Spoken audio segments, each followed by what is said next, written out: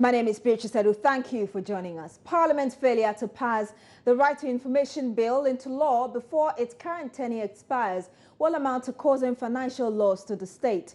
That's according to Majority Leader Alban Bagbin. Speaker Edward Doajaho had assured earlier this year to the bill, which has been before the House for about a decade, will be passed before the House is dissolved on January 6. The minority yesterday threatened to boycott proceedings on the bill over government failure to consult the transitional team on which bills should be prioritized. Mr. Bagbin is, however, unable to assure that the majority will use its numbers to push through the bill. Refer them to the AG to incorporate into a new bill. The AG department has done that. They have relayed the new bill. The new bill was referred to the committee, chaired by a new chairman now. They have reported to the House. We started consideration. We've gone to about clause 40 something. I mean, why should we let this go to waste? That would be causing, in fact, a financial loss to the state. What are the challenges now? What are the challenges now? There are no challenges. Hearing that you want it as a legacy, whilst they also want it to be passed. What is the legacy? When you pass laws, are they legacies? They are not. They are not legal. No. They are not legacies. These are acts of the institution of Parliament, not of any part of Parliament. So it is not a legacy for the majority. It will be a legacy for the Parliament as an institution. And that will be a gain for Ghana as a country. Because our development partners are all very worried about the delay in the passage of the Right to Information Bill. What is it that we are afraid of? What is it that we want to hide? I have put you in charge of my business, and I want to have access to whatever you do. What are you afraid of? So no government should be afraid of the Right to Information Bill, because that will rather make government more open, more transparent, and more accountable to the people, because it's a trust. Will you be able to give the firm assurance that this bill will be passed before the House rises come Friday? You know, I gave some firm assurances the last time, and it didn't happen. So I'm a bit cautious in giving, but I am committed to making sure that the bill is passed by Friday before we rise. And of course, we do know that there have been a number of civil society groups that have put pressure on all stakeholders to ensure this bill is passed into law. But with just a day for the current Parliament to rise, is there hope? Let's get more on this from Mina Mensah. She's with Commonwealth Rights Initiative, and she joins us live on the phone lines. Good afternoon to you, madam. Thank you for joining us. Good afternoon. How are you? I'm well. Thank you for asking. First, your reaction to what Mr. Bagbin just said, that failure to pass this bill into law would amount to financial loss to the state. I didn't hear what Honorable Bagbin said. Okay, so yes, he is the majority leader, so he knows he's in government. So if that is so, he ought to know. But then, as much as he says that, I'm just sitting here saying that the majority had all this time, 8 years. But he also seems to be worried that the law has not been passed for so long. But it's not good enough to just worry. In any case, I think that it's a bit late in the day to worry. Is our hope lost on this? We just have a day for the current Parliament to be dissolved, and that will be it for this administration. I think that question should have been addressed at the majority leader. I know he's really pushed for this law. He's done a yeoman's job. But then, at the end of the day, they are still the majority in Parliament. The Parliament has, yes, they are still the majority. I can understand the minority is not playing as up as they ought to. It looks like the tune has changed.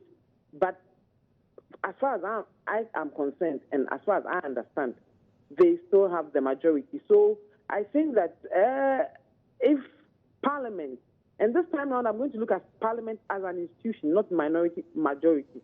If our parliamentarians, the people we voted for, the people we sent there to represent us, are minded and are interested in the well-being of the people who voted for them, then I think that Parliament as an institution should be up and doing. It has nothing to do with the majority leader, minority leader. Parliament as an institution, every one of them. Because you see, when this bill is normally brought to table and they are discussing it, Immediately they put the bill there. Prominent members of parliament, I don't want to mention names, people who are extremely vocal will just start getting out of the house. They just start getting out, leaving a handful. So the leadership might want to pass it, but the leadership cannot pass it alone. We need to ask ourselves, are our parliamentarians there for us? Because at the end of the day, now the issue of quorum has arisen. But prior to the discussions, whenever they are discussing any other thing, the issue, nobody comes to count to see that there's a quorum. So at this last minute, I think that, yes, the majority leader is worried, but I think that his government is still in power. There's this argument going on that, you know, they also want to feel which administration passed it, and therefore it could be in the interest of the minority now, for instance, to, you know, play some tactics until the next administration is sworn in, so that, you know, that administration could take the credit for passing it. Is it something you share? Yes, I do share it, because the way the minority has turned around, I mean, I am shocked. We've been in this thing with them. They've always been supportive. They are the ones who kept saying that, oh, the government is not committed. I remember there was a time we were having a discussion, and on another platform, and then Honorable Bejra said that it is Parliament's responsibility, and that if the bill has not been passed, we shouldn't blame the government, but we should blame Parliament. And then my minority member on that platform said, no, it is because the government does not have the political will. Now it looks like the government has the political will, and then the minority is the one that does not want the bill passed, because from the way they are behaving, it's interesting that there are numerous amendments which they cannot even mention. Which one are they talking about? Now, so what happens with your team and the others who campaigned for this to be done, looking at next year? What happens with our team? Yes, what are you going to do? You know, whenever media people ask me this question, then I get upset. For the simple reason that, yes, we are in an advocacy, we advocate for these things for the whole of Ghana. I believe that the media are stakeholders in this advocacy. I believe that all Ghanaians stand to benefit. So if you say as if the RCI is for the coalition, so what happens if it's not passed? What happens to our advocacy? I think that it is time we sit up as a people and things that are good for Ghana, all of us, we push it. I think that at this time, the media should be hounding our MPs. They should be on their case. They should bring them to come and tell us exactly which are the amendments they are talking about that they cannot, that are so bad that they cannot pass the law. But with 24 hours to go, and it's interesting, you mentioned the quorum as well. What else can't the media do within this time? Well, then you're asking us, the coalition, what can we do? So within the 24 hours, what do we think we as the coalition, because you people have platforms that you can, these people, I'm a civil society person. If I go to Parliament, I cannot drag an MP and say that, come and answer, on which platform is he going to answer? Are you understanding where I'm coming from? So if you ask me, after it's now 24 hours, and you're saying that, what are you going to do? I was actually asking of your next move, because 24 hours, tomorrow is done. You're looking at next year, the next administration. You should ask Ghanaians our next move, because we are going to pay for that. We are going to pay for the whole process to start again, like we've paid for it for the past 12 years. So the cost involved, we have paid for it. So we are waiting to go and pay the same thing again next year. Yes, we have paid for the process to come to a successful end. We've put in money as a people, as a country. We have put in money. So the question is, what is Ghana going to do? Ghana is going to spend money that we don't have to go through a process that we could have completed if our political leaders were willing to think about Ghana first and not their various parties. And of course, it leads me to my next question. Beyond the advocacy work that would continue when the next administration is sworn in from 7th of January, is the issue of cost and who should be punished for it something that you would be looking at? That if you cause financial loss to the state, you must be punished for it. Is this something your group, for instance, would like to pursue? Well, it is not an area that I work in. So I would not know how to answer those questions. I don't even know who exactly would be the person to say that. It's something that I need to look into. I don't have the capacity to talk about that. All right, thank you very Yes. much. Mina Mensah is with Commonwealth Human Rights Initiative. Let's still stay in Parliament, and the minority in the House says it will no longer participate in any government business until the House is given copies of the handing over notes of the outgoing government. Minority Leader Ose Chairmansa Bunsu a few hours ago addressed a press conference where he said that without the document, it was difficult for Parliament to decide which business to transact and which not to. This, he said, had pushed the minority to arrive at that decision. As elected not to avail itself of this vehicle.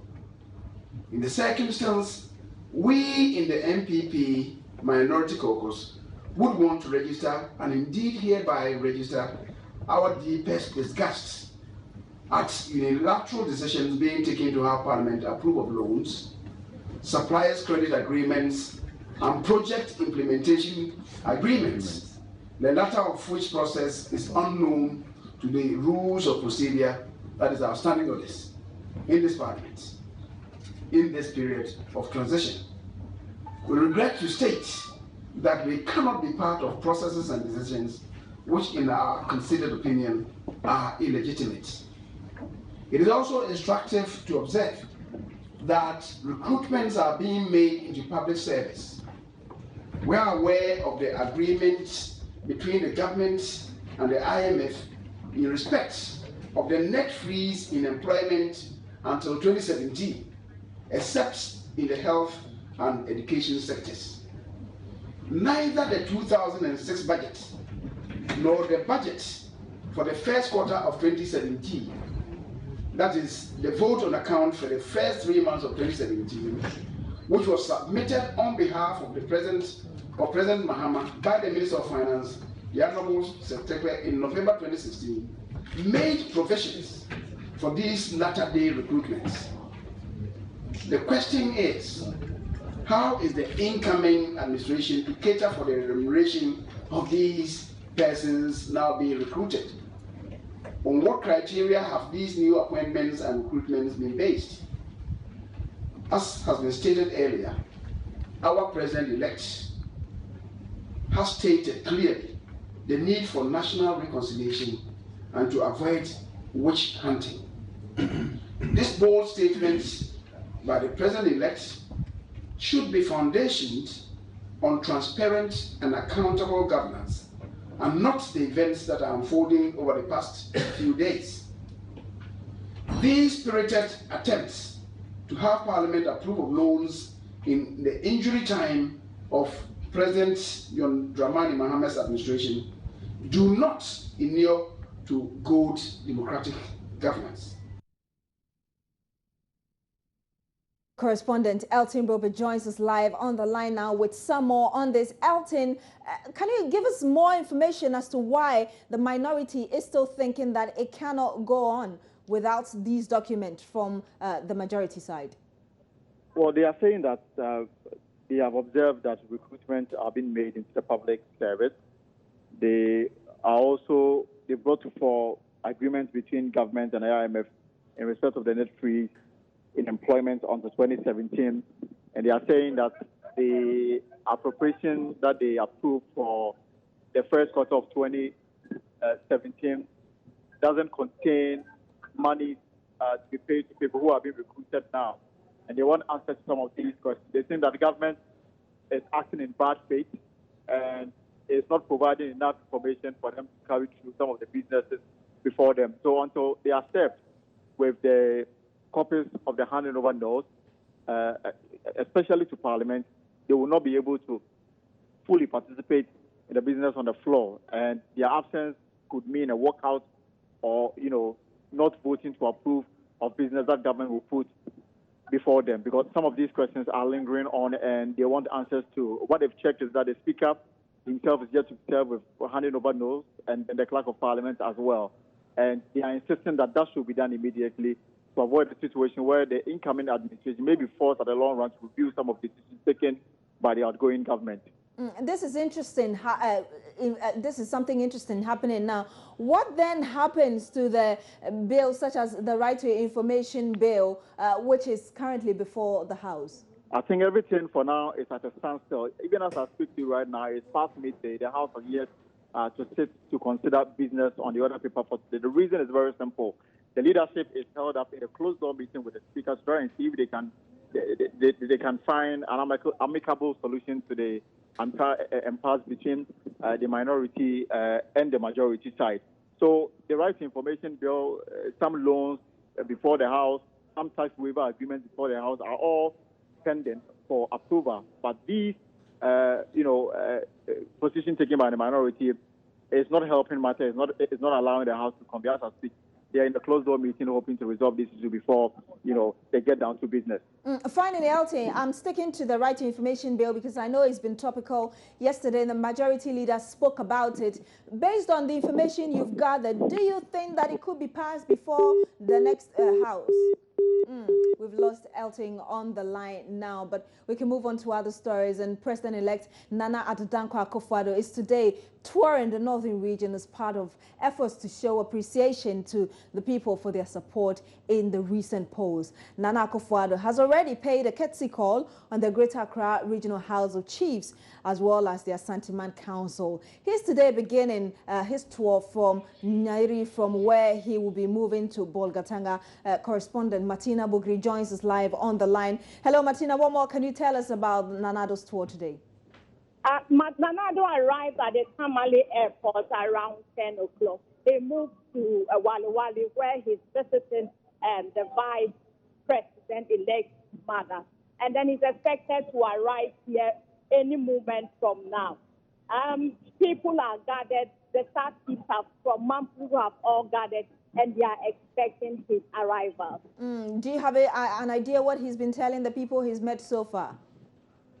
What we are unable to tell, but we have been speaking to the residents here about their expectations if he assumes office, and we have very interesting and divergent views. People are talking of they believing in the NPP implementing their projects, and they are telling us that these are promises they made, and they expect that they will go through each and every one of them. And if they are unable to perform, 4 years is coming, they will get them out. And they believe that if we continue to have such things done in the country would move forward. Where people make campaign promises, they must deliver when they are elected. And if you don't perform, they get you out. So those are some of the views the people have been sharing with us.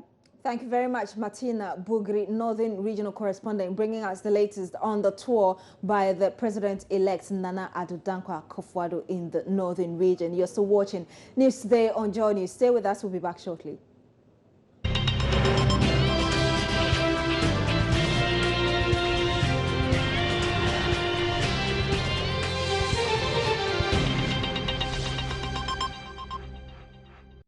Thank you for staying. Senior lecturer at the Ghana School of Law, Lawyer Opoku Agyeman, has criticized the Ghana Police Service for failing to update the public on the outcome of their investigations into the recruitment scam, which hit the service almost 2 years ago. There's uncertainty over the ability of the state to effectively conclude investigations into the scam, which involved Director of Human Resources, Patrick Timbila. He has since been on interdiction, but as concerns grow over delays in bringing closure to the investigations, John is learning he's reached retirement age. Lawyer Agyeman believes the police administration is not treating Mr. Timbila fairly. He's advised him to seek legal redress at the Human Rights Court, and he spoke to me earlier on News Desk. Mostly, everything must be done in a timeous and reasonable manner. But it is also difficult to place a time limit, because if something should be done, it must be done well. If only it is being done in good faith. But I do not disagree with what has been said, because it seems to me that has been the practice sometimes. I have been involved in some police inquiries involving senior officers in the past, and some after investigation, anything from them. In fact, what is going, it puts a lot of burden on the person, and sometimes the person may even crumble. So I think that if it is in good faith and they say that they need time to investigate, I don't have a problem. But most often than not, it is not based on good faith at all, but rather sometimes we rush to make allegations against people, sometimes without a shred of evidence. And then when we are found wanting, then we delay, knowing that the person may be interdicted.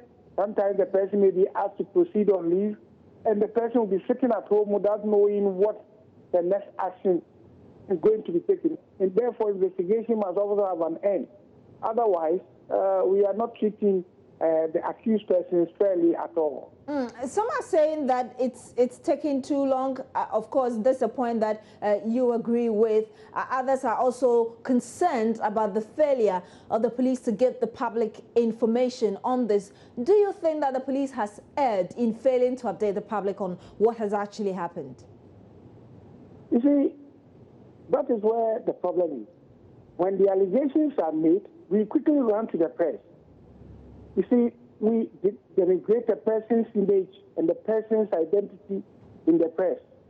But mostly when other things have, I mean that we will not go back to inform the public.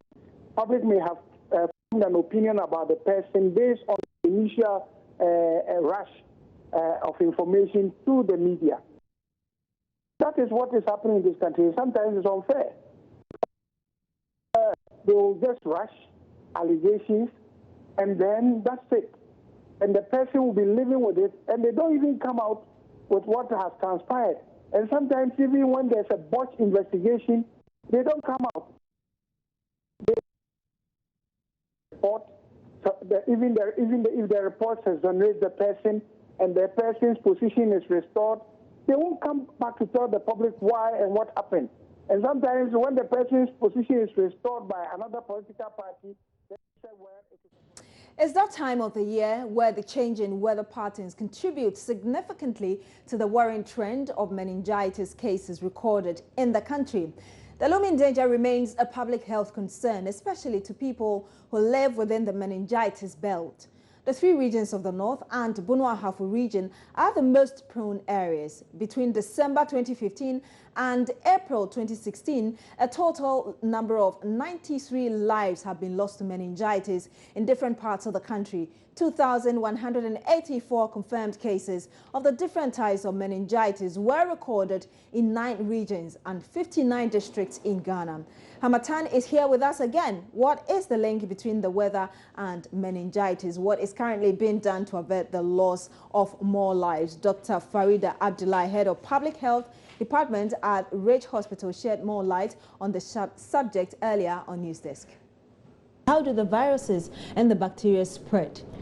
Through coughing and sneezing. Somebody who has the infection or is carrying it, because you can carry it without actually show the infection. So if you cough or sneeze without covering your mouth or nose, you dispel aerosols into the environment. So someone who comes into contact with this inhales it into their respiratory system, and if there are cracks or anything in there, it can go into the bloodstream and then move up to the blood-brain barrier and then cross it. So for instance, if I have a relative who has meningitis, what kind of relationship should we have to ensure that I don't get it? Yes, you can still maintain your normal cordial relationship with a relative who has it. Just have to encourage the person to cover the mouth and nose when coughing or sneezing with tissue or handkerchief. If you don't have it, the best thing to do is to cough into your elbow, not into your hand, because into your hand you come and touch this table, you touch the door, and the next thing you're also going to touch it. And also for relatives, you should also practice hand washing more frequently, and even those who have the condition, because something may happen, you never know, and then you cough into your hand. So once you wash your hands more frequently with the right kind of soap and not just with scented soap, then you can remove the organisms from your hand and then you won't be infectious. Would you advise that a meningitis patient who has not been to, or who is not confined in a hospital, for instance, is given a separate room or isolated? Once you have meningitis, you'll be admitted because it can be fatal within days. So it's a medical emergency, actually. Once you have it, you are supposed to be admitted in the hospital and given very potent antibiotics and treated for at least 10 to 14 days. So I don't think a person with meningitis will survive in the house that you would have to isolate. It's a medical emergency. You're saying that within 14 days, if you're not attended to, you could die? Not even within 14 days. You could die between that 14 days. The treatment is between 10 to 14 days. So within, some people's own can flare up very quickly within 2 to 3 days. And by the time you realize they are unconscious. So meningitis is a medical emergency. If you have any suspicion that anybody could have it, the best place for management is in a hospital with admission facilities. And indeed, I was coming to the suspicions. How do I know that you have meningitis or a relative has meningitis for me to be able to, go to the hospital early? Yes. Some of the signs are you could have fever of sudden onset and very high fever, so the person will become very hot. And then you could have very severe headache. That even when you are taking paracetamol or something, it wouldn't help cure it. So very severe headache. You have very severe body pains. You could vomit. You could have photophobia. That is, your eyes are very sensitive to light. So you have pain when you look at light. You could have seizures. That is, you could convulse. And then you could have neck stiffness. So once you see some of these signs and symptoms, you should start suspecting meningitis, especially if it's within the meningitis season of, let's say, October to March. Those are the peak times these conditions happen, but they occur sporadically during the year. More than 5,000 residents of Anglo Beach, a settler community in the Western region, are asking government to help resettle them to safer ground. Yes, so continued tidal waves has swallowed vast swathes of land and destroyed properties with thousands of cities. Joining us, Justice Bedu has been to the Shamar district where this community is located to listen to their stories and has sent us this report. A town on the brink. This is Anglo Beach, sitting on the estuary where the Pra River, one of Ghana's largest water bodies, enters the sea. A riverine town with a beautiful landscape from the outside. But inside, the very things that makes this town stand out are taking livelihoods away. Anglo Beach is currently stuck between the rock and then the hard place, because to its south, it faces disaster from the sea. And to the west, the Pra River is threatening to swallow it up. Less than 10 years ago, this whole place that I'm currently standing was home to some of the residents here. Now it's filled by the waves from the sea. The truth is that nobody here knows what would happen in the next decade. This is a familiar place for 55-year-old Aku Baya. A decade ago, she lived here with her family. But as marauding sea waves swept through Anglo Beach's coastline, things fell apart for her and her family. Tidal waves broke up my family, leaving me alone here. I've been very sad. I used to be happy when my kids were around to help me around. I get depressed.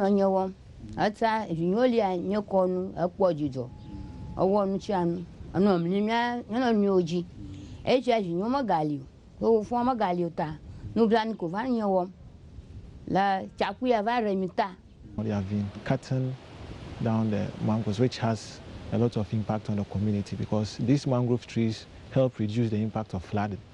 And as you can see, the community, there is a tributary just lying behind the community. And the wetland aspect too is there. So if there is much rainfall, the community gets easily flooded. And some of these mangrove trees help to reduce the impact. But as a result of them cutting down the mangroves for their source of livelihood as firewood, some has resulted in flooding, which has helped increase the environmental degradation of this community. Aku is just one of many community members here with a similar story, according to community leader Simon Atiatome. When it's high tide at the sea, people have to move to the other places. Places that is not authorized to occupy by the people. Now people have started occupying that place. Now we are going to move to the high ground because we don't know what is going to happen in the future.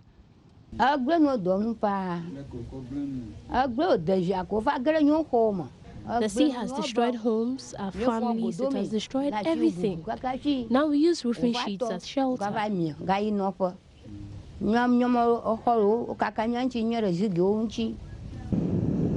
Anlo Beach is just one of hundreds of towns at the mercy of rising sea levels in Ghana. This is the story of the threat that rising sea levels and climate change poses to the country. Statistics are hard to find on the devastation that erosion is causing to Ghana's coastline, but it's thought that between 1.5 and 3 meters of land are lost every year. For the hundreds of residents in Anlo Beach and the several other thousands of Ghanaians now at risk of being wiped out through climate change, they'll be waiting to see how the country plans to deal with the looming threat. As they sit and wait, time is not on their side, not least the tide. Justice Beidou, Joy News, Anlo Beach in the Western region. Indeed, beautiful report there from Justice Beidou.